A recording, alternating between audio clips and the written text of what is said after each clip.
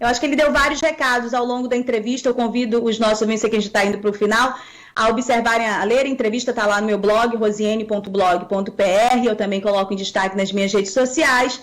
Ele fala um pouco dos recursos financeiros, a promessa que ele tem de governo estadual, de governo federal. Em outro ponto dessa entrevista, ele disse, olha, o mínimo que eu espero é indicar o vice. E ele diz o que espera destes candidatos que ele vem apoiar. Diz que não está definido nem para presidente da República, nem para governo do estado, em que pese ele está desfilando em eventos públicos com o governador Wilson Lima e também tendo reuniões com o Coronel Menezes, que é o interlocutor do presidente da República aqui no Amazonas, e tendo reuniões também com o próprio presidente lá em Brasília. O que acontece, na minha opinião, é que neste momento, a gente está em dezembro, o Davi Almeida ainda não recebeu em caixa, e numa sinalização mais evidente de que esses repasses vão ocorrer, deste recurso que ele espera, 1,1 bilhão do governo federal, 580 milhões do governo do estado. Isso não está no caixa dele.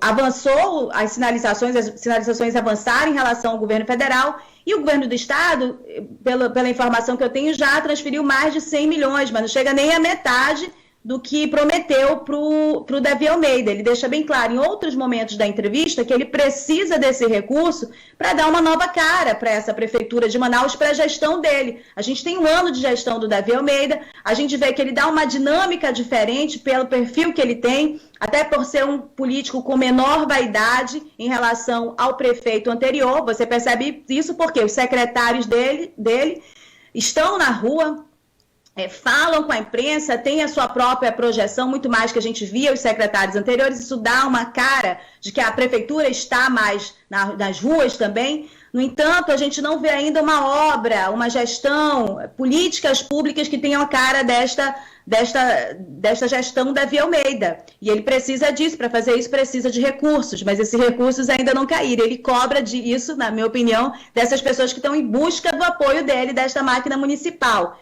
Penso que são recados direcionados, e a fala dele mais direcionada, na minha opinião, é em relação ao governador do estado do Amazonas, quando ele fala que precisa indicar pelo menos o vice. E também quando ele elogia o senador Eduardo Braga, conversa com o Eduardo Braga porque não tem dono. Ele deixa claro isso nessa entrevista. Por que isso que eu penso dessa maneira?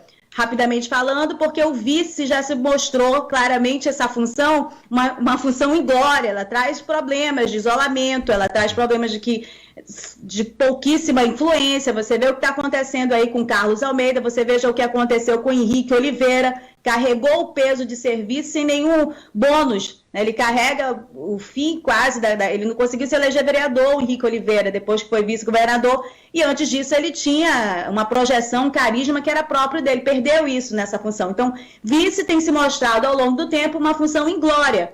Qual é a importância de ser vice nesse contexto? A importância de ser vice nesse contexto é assim, caso o governador Wilson Lima vença, o caminho natural dele vai ser renunciar em determinado ponto no final do mandato para concorrer ao Senado.